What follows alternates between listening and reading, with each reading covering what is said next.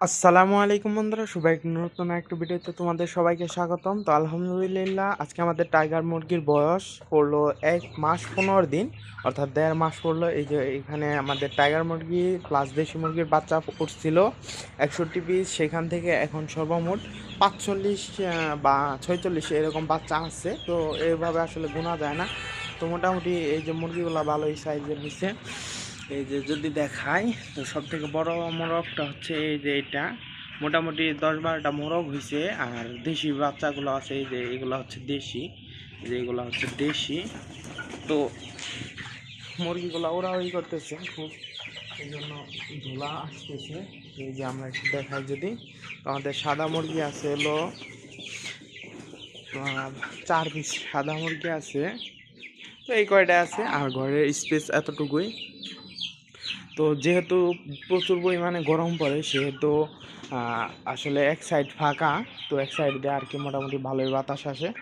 তো খাবার হিসেবে আমরা এখন বর্তমানে দিতেছি কুড়া ভুসি প্লাস ফিড, এটা মিক্স করে আমরা দুপুরবেলা দিই খাবার হিসেবে। আর খুব শীঘ্রই লেয়ার লেয়ার 1 দেবো।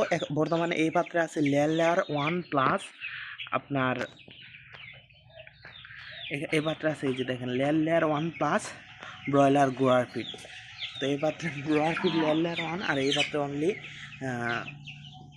গ্রোয়ার ফিড আছে। এই যে দানা যেগুলো কুড়ার মতো, ওইগুলো কুড়া, ওইগুলো যেগুলো লেয়ার লেয়ার 1 খাওয়ার মতো দেখা যাইতেছে, ওইগুলো মূলত কুড়া। এগুলো হচ্ছে আমাদের মুরগি। সবাই আমাদের জন্য দোয়া করবেন, ইনশাল্লাহ খুব ভালো যেন একটা সফলতা এটার মধ্যে থেকে পাই।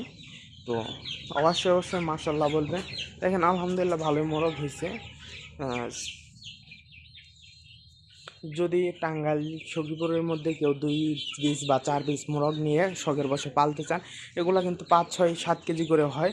কেউ পালতে চান নিয়ে অবশ্যই পালতে পারবেন। তো এগুলা যদি আমি বলি, এই যে এইগুলা কিন্তু 350 থেকে 400 টাকার মতো পড়বে এইটা। পরে এই যে এইখানে এইটা, আর তাছাড়া এমনিতে এই যে যেগুলো আছে মাদার সাইজের, এগুলা 300 টাকা করে পড়বে। এই যে এগুলা